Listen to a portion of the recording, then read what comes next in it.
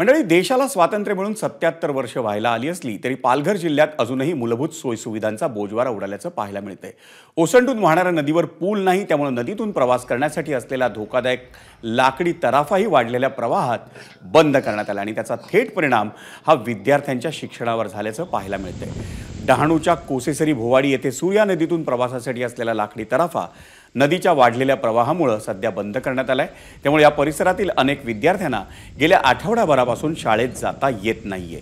त्यामुळे त्यांचं मोठं शैक्षणिक नुकसान होतंय। त्यातच या भागातील रुग्णांसह नागरिकांचीही मोठी गैरसोय झाल्याचं त्यामुळे पाहायला मिळतंय।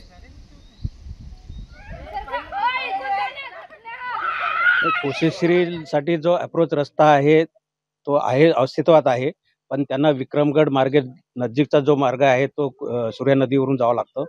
तिथे ते खाजगी बोट मार्फत ते ये जा करत होते। याचा विचार करून प्रशासनाने मागच्या वर्षी तिथे प्रशासनामार्फत बोट सुरू करण्यात आलेली होती। त्याचबरोबर सार्वजनिक बांधकाम विभागामार्फत तिथं ब्रिज मंजूर झालेला आहे। तो टेंडर प्रोसेसमध्ये पूर्ण झालेला आहे। आता 2-3 महिन्यात त्याचं काम चालू होईल।